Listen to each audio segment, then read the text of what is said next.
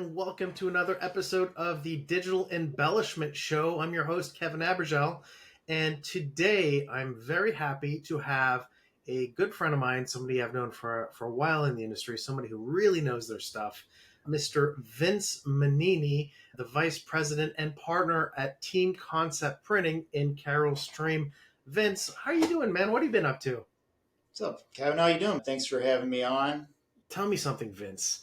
You have a passion for print. You have an understanding of print. How did you get into printing in the first place? Before we get into embellishment, how did you fall into this industry? What's the story? All right, it's a pretty long story, but it happened. Looking back, it happened pretty quick. Basically, I always had that passion to have my own business, but it was just a matter of trying to find something that I really, really was passionate about and wanted to be involved in. So at the time, I went to a couple of local two-year colleges, trade schools. I took some welding classes, tool and die, computer classes, as it was called back then. And this is like showing my age, but they're early 90s, late 80s, early 90s. So, and I had a girlfriend at the time, and she said, well, you never heard of graphic arts? Because she took a graphic arts class in high school.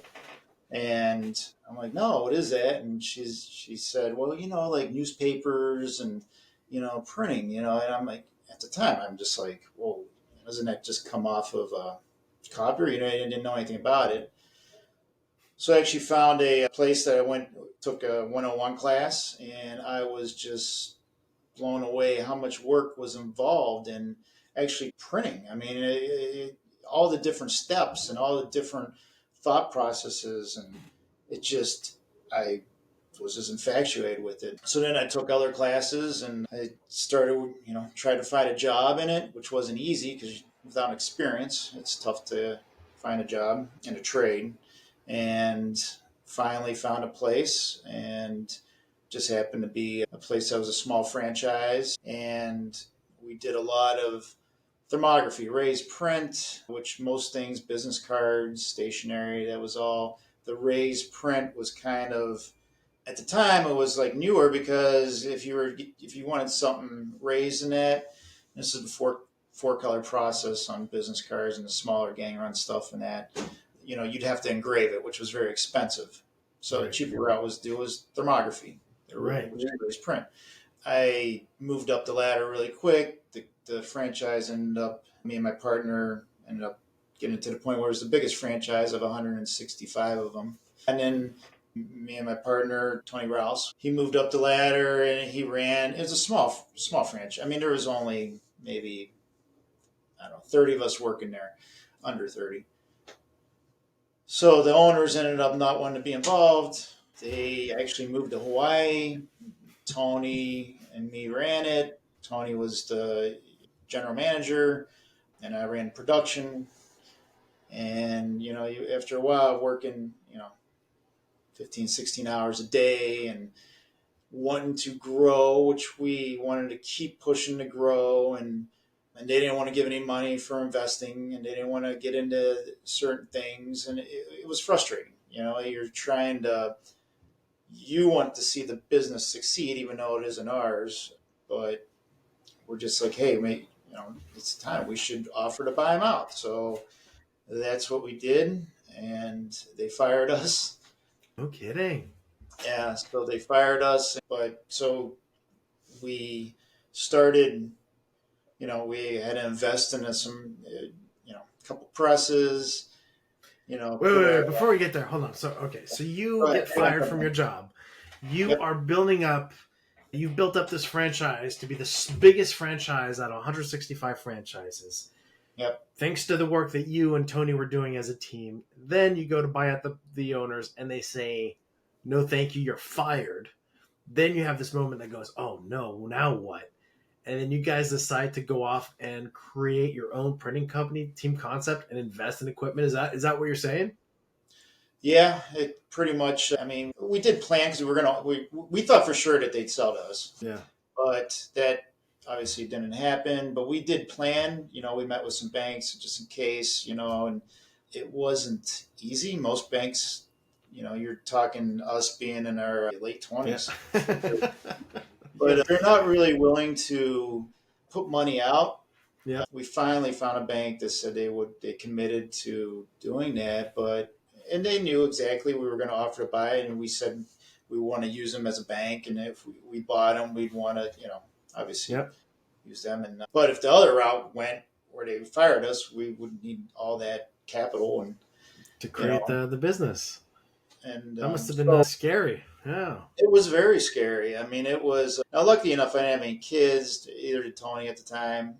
He was married. I wasn't married, but I was engaged. So, but I'm like, if I'm going to do it, I'm going to do it now. Yeah. Kind of deal. And so that happened, and we ended up starting Team Concept. We had to find a place. We had to put our, which by the way is, put our name and our houses and our firstborn kid and all that on the line with the bank, and which it still is, by the way, because you're constantly investing.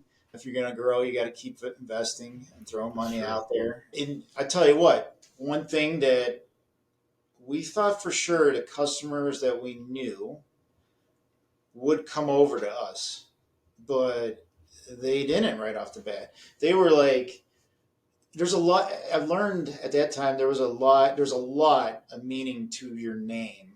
So the company we were working for, they believed in the name, right? They knew us, but Right. they didn't want a chance send it to us unless we proved ourselves. And man, these customers they wouldn't send us the easy work. They bust our balls, Oh giving us the man. hard work, and I think that's why I lost a lot of my hair, to tell you the truth. I actually had hair back then. But honestly, we were working nonstop. I mean, I would work. I'd Yeah. get there at 5:30 in the morning, and I'd leave at like 8 at night, and I would print that whole time. Wow. Tony would get in the same time, print in the morning, go out and sell in the afternoon. With dirty, you wash up your hands, whatever you can, but you have ink on it. It's not easy to go out. But you change in the back and you go out, and that's what we did for the first year and a half. I mean, you just you grind it out, and we proved ourselves, and pretty much and within 2 years, the other company, they went under. One of the proudest moments is when they auctioned off all their equipment, and I bought, well, a lot of their equipment was wasted, but I bought a lot of the shelving, a lot of stuff. I went there at the Yeah. auction, and the That stuff that must. I actually was involved in purchasing there, I actually brought it over to the team. Good for you. That must have been just a great FU moment, man. I was just sucking in, being at the auction, sucking in. A lot of our customers are other printers, and Yeah. some of them were there, and they're like, Vince, I can see you're sucking it in, man. We're like, well, yeah, I'm here to kinda. Wow. Okay, so you started it, and I think you're celebrating your 25th anniversary this year. So congratulations on that. Thanks. Because it's one thing to start your own business and not go under after the first 5 years, I think is the average. But Yeah, you've been able to pull it through financial crises. You've been able to pull it through pandemics and lots of different things that just the world has thrown your way, and you guys have navigated in a great way. And every time I go on your LinkedIn, I see that you guys are investing in new equipment, and I think you guys brought in like a massive press in the middle of COVID, which was just like, wow, that's just a massive flex because of what was happening. And you guys are just keep building and building. But I think one of the things so congratulations, number one, on that, because that's not easy to do. And I think our relationship started when you were looking at getting into embellishments. And kind of tell me, why did you guys get into embellishments? What was your gut feeling about the market? Because you got in relatively early, and tell me more about kind of what you saw and why you guys pursued it. well, embellishments it's something we've always done. I mean, because That's true. so Thermography, yeah, thermography, like I said, we were pretty involved in thermography and business cards, and everybody wants that bling on their business cards. So we did a lot of foil stamping. You know, yep, we started off doing that. I mean, I started over at the company we worked for, the foil stamping, embossing, die cutting. The corporation wanted us, because we were the biggest franchise, to get involved in that. And so I headed up for the whole franchise, and other franchises would send us work to do it. So we were highly involved in foil stamping, embossing, die cutting. So Sure. obviously, when we started a team, we wanted that book of business, and we had to offer it also. So that was one of the investments. And I didn't just print; I also had to do a lot of that stuff too.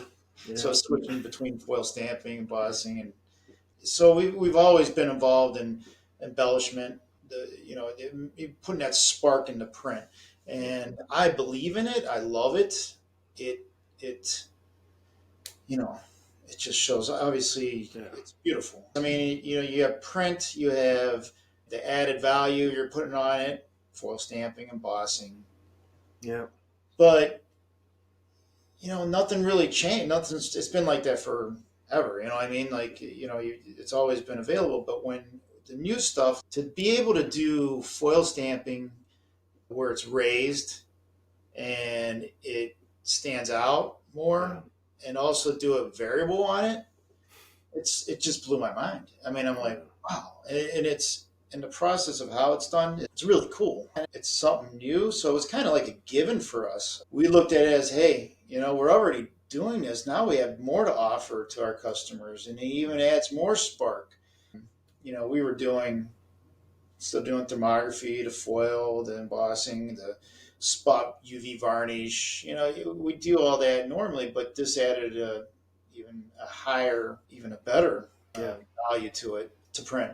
But the hard part is training customers or training, end users or the buyer to look at this and So education on the educate. design side or on the look what we can do side. Yeah, I mean it's tough. I love it, and I'm not just saying that because Right. we offer it. I think just in our industry, in the print industry as a whole, it's kind of like, we add that spark. You see it in pack. Some companies understand it. I mean, you see it in packaging. Yeah. I see it in like a lot of the beverage area, any type of packaging, the weed area, cannabis. They want it to stand out. If I go to I love microbreweries and that.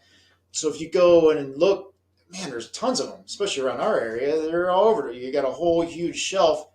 So then you're looking at, okay, well, usually the ones that the packaging that stands out, that's usually the one you're going to pick and look and read what it's about, and right. I mean, Yeah, stats are, I think, 62% impulse buy if you touch something in a shelf. 62% chance of impulse buy. right. So if it looks the best, Yeah, you're gonna look at it more, and you're gonna grab it and look at and read what kind it is and that and that's where it. it's from, and That's it. that's a big part of the future of print, and being not having to run huge amounts of it and be able to run a small amount, not like tons and Yep. tons of it, is a huge So, benefit. You so know, you mentioned something earlier, and I think not enough people who are doing embellishments are really taking advantage of it, and I think that's the variable data aspect. So, do you have any cool samples you could show me that kind of shows off some of the cool stuff that you've done and how that variable data, whether it's numbering or whatever like that, can help add value to a piece? Do you have anything like that laying around? let me show you the book. The book is really cool. Okay. Not that, but I love the band. So we did Wow. this book right here. So, and that's what I love seeing on a book. I mean, look, That's just so headline so unreal. stand out. It's raised. It's hard to see on the camera, Oh no, that comes across um, beautiful. but now on the back, if you notice, they have it all numbered. That's what I'm talking about. So that's all raised too. It pops out. So they sell it as, they only did 100 of them, and it goes to, Wow. you're paying extra to have one of 100 or five of 100, and That makes but it feel able special, to, right? it's special, and you see that variable is very important because no one can replicate. I mean, it's very, Yeah. you can't replicate that. I have, I'm going to show you something. I just did this. So this is my daughter. She just graduated, but Congratulations. I want to graduate. But Wow, look at that. I did the, if you look, so it's raised Wow. foil, and you see it's clearly, you can read the class, and you got the spot UV. So Wow, that's gorgeous. Look at that. yeah, she was excited when I brought it home for sure. No kidding. So, congratulations to Caitlin on her high school graduation and probably having the nicest invites in the entire class. I'm sure that she's definitely going to make some jealous people She was there. excited when she saw it, man. I'm sure. Some of the other stuff we have here, Yeah, like show us. This is great stuff. I love it. so this is and I wish like because I love the music industry. I think the music industry is great. And this one singer, I don't know her very well, but my partner knows her pretty good. But she's enthralled. So all of her stuff, her promotional stuff, she's doing with embellishment No because it kidding. stands out. But this is like, and this was the first one she did, but Oh, well, I'm going to follow her. She's got good taste. Look at that. Wow. I mean, this is all raised UV, obviously, and this isn't glitter foil. This is a trick that we did to make it look glittery. Is that varnish on top of foil or foil on top of foil? That looks great. Look at that. What was her reaction when she saw this? Oh, when she saw this, she's like, yeah, and she's small. She's not huge, but she uses it for everything. And there's two different foils. It's also copper raised. Yeah, I saw that on top. Yeah. I mean, this is probably one of my favorite pieces that we've ever done. This is a cool one. This is the last one that she did. Ooh. But she wanted she used foil, like it's blue foil. The blue foil, yeah. But she wanted the pinkish and to stand out, but this is all raised. And it's like glass, you know what I mean? Like thermography, the old raised print, it kind of had divots, you know. Yeah, bumpy. But so to do a saw, but this looks like glass. Wow. There's also I green in there love too. that. Isn't it awesome? Wow. You know, and she did this one too. This one is a little bit ago. So this is on foil board, oh. and then it has. All right, all you digital embellishment heads, go out and follow her because she definitely she's helping spread the word for digital embellishments in a good way. I really wish, like I said, I wish the music industry would look at that more because that's usually, you know, when you're promoting and that to have that and it promotes the hell out of you. I mean, it looks really great. You know, this is something that we did for somebody, but it's a basketball. Look at that. But we did soft touch lamination, and it has the UV, and it feels like a basketball. If you can feel it. I saw that you did I saw you guys posted the business cards that you did for the Jets. Yeah. Which, hey man, maybe you're gonna get to do Aaron Rodgers' new business card, but that was really cool too, where you put the football texture on the actual front of the business cards, which I thought was fantastic. I didn't even think of that, Aaron. Yeah, we might be doing some. I'm sure we'll do the cards. We'll do like we did some for the Blackhawks a few years back, and they put a lot of it. We still do their cards, but I mean, we put a lot of embellishment on their cards. They take that up too. You know, it's cool to see some of these, you know, sports franchises. I mean, obviously they want to show off, you know, and you know, seeing that, I wish I saw more of it. This is a label, so this wraps around. I'm not sure what it goes on, but look at that, and it's a label. You know, so it goes on a piece of package and or package. Oh, that's nutraceutical. Really stands out. The grid. Great market. Look at that. Soft touch lamb. It looks like, or Yeah, coating. Yeah. On the label. Yeah, beautiful. Well, let me ask you a question. Are you seeing any trends out there? Anything that's kind of popping up? I know a lot of people are talking about. Obviously, there's the cannabis industry is hot. The beverage industry is hot. A lot of people talking about universities for recruiting athletes or students or galas is kind of heating up. We're also seeing a lot of discussion around invitations that are personalized with foil. What are you kind of seeing out there in terms of the kinds of jobs or the kind of verticals that are kind of hitting hard right now on your embellishment? The beverage market is huge. I mean, we do see universities. I wish we saw more because it makes sense. You're trying to get these kids to come in here, and obviously, if you're trying to sell yourself, you should be doing it. Now, I've heard from other people that, I mean, it's kind of a small niche market. Not a lot of people have the equipment and or do this or offer it. So, but I do hear from other people that do that they're seeing that a lot for colleges around their areas. Yeah. So It just so happens not many. And it's probably the knowledge of stuff. If you bring it in to present it and you have the right samples, which we're always willing to help our clients out, however, in promoting it, it's a sell. I mean, it's not cheaper. I mean, there's a value to it. But if you're selling yourself, that's what you need. Yeah. Colleges are a big one because they're trying to get these kids to come in, and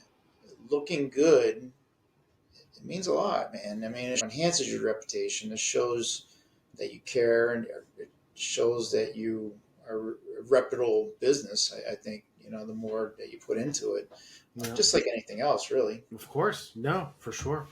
All right. Microbreweries, cannabis. Love to see more from the music industry. Books. I mean, a lot of covers on books and that. That just particular one we brought.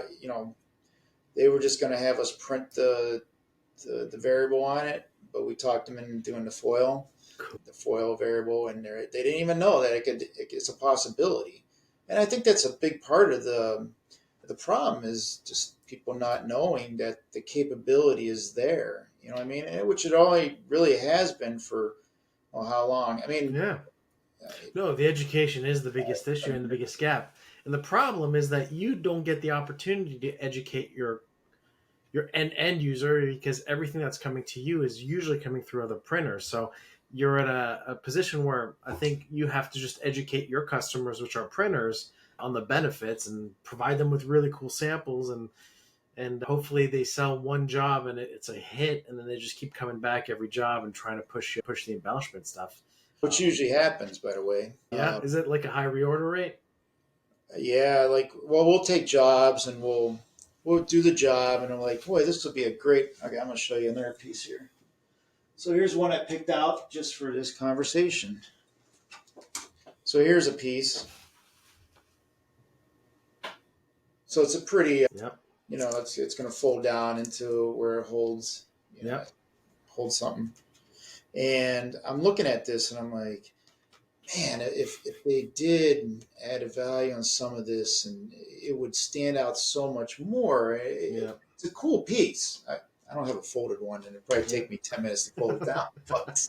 But Yeah. that's a good example. I was walking to the shop before our meeting, and I was Yeah. like, all right, this is something that could be a lot better. You know what I mean? So what we're doing is, if we see something like that, and it's really up to production manager and, or the shop to really notice it and say, hey, this would look great with added value to it.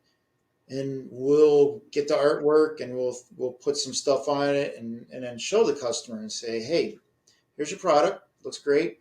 We want to give you an extra 4 or 5 pieces to show what it could look like, right? And I've never had a customer say, why'd you do that? And they're all excited about it. They're like, oh, I didn't know. Yeah, I want to sell it. You know what I mean? That's awesome. So we spend extra time and effort in doing that, hoping to promote it in our area. And That's great. But I mean, from a value standpoint, you doing that without anybody asking you and just showing up and showing somebody, hey, by the way, let me make you dream here for a little second. This is what you have, but this is what it could look like. And then when you have that, that like left, right, like there's no not selling that job with the embellishment, right? yeah, That's it's one other thing we do too is people that do know, they treat like designers. They love it. They like it. They don't understand they don't exactly understand how to design around it. I wish I had that sample. I was looking for it this morning, but and Kevin, I think you're the one who probably promoted this by showing it. They'll design it as a spot UV job, right? So spot UV, it's usually you got an area, a big blob area that stands out, or a block or something. So they'll design it like that. So if you picture, and I always use this scenario. You probably heard me say it 10 times, but before. But you get a mug, a beer mug, and you have the foam on top and the condensation, and you just put a spot raised varnish on the foam. It's like it's a big blob. I mean, it looks cool. But then if you take that and you do that, and if you add the little drips of condensation, and you kind of make So true. it, just blows it totally different, and it makes it look like a real glass. That's fun. So that happened to me once. We were doing a demo for a company that was doing, and this was back when I was in Paris, all the work for Perrier, which is like the sparkling water. And basically, it was like a big ad, and it was a cup with a Perrier bottle that was, and basically all they did a big giant block of varnish, 3D on the bottle, a giant block on the stream, and a giant block on the glass. And so we printed it, and like, wow, that looks cool. And like everybody on our side was just like, oh my god, you don't understand, like you are missing out. And then I go, hey, listen, I know you think this looks cool, but do you mind if I take just a little crack at your design real fast? Like, no, go for it. So then we just redid it, and we just went after the condensation dots, and then we did just a little bit of texture inside the stream and just the condensation on the glass. And the best part was it was like on a black background. We just put like random, just like spritz effect of 3D varnish. It just looks like, when you have a glass of, sparkling water and it just kind of fizzing everywhere. And we just put those unregistered elements. And then all of a sudden we saw the entire company go, oh. And it was that oh moment. Okay, we got to look at this from a design differently. We have to, and that's why I think like the best designers are the ones that get machine time, who can go on the machine, go, oh, and Yep. have that clarity moment where they understand what exactly is going to look good when coming off this stuff. You have to show them sometimes. You have to spend extra effort. But then once they get it, They get it. for future jobs, are like, and I always say, less is better. Yeah, less is Really, more, for less is sure. better. You don't want to oversaturate Yep, the area. I fully agree with that. I You- fully agree. Subtleness is an art, and it's an art that shows up well in digital embellishment. Vince Manini, you have been a phenomenal guest. I hope to have you back on the show. We can keep yeah. talking about all the cool stuff. And for the first podcast ever, I think you knocked it out of the park, my friend. Oh yeah. Oh yeah, congratulations. And if somebody wants to work with our friends over at Team Concept, please go to www.teamconceptprinting.com. You have all their information there. You get to work with pros like Vince and Tony, his partner, and make sure you try out their Lux Effects, which is what you guys have branded your embellishment, because you will not be disappointed. These guys are absolute pros, and I fully, fully encourage you to check them out. So Vince Manini, ladies and gentlemen, thank you so much, Vince, and congratulations to Caitlin on her graduation. Thanks, Kevin. I appreciate it, buddy. We'll talk to you soon. Looking forward to it. Thank you.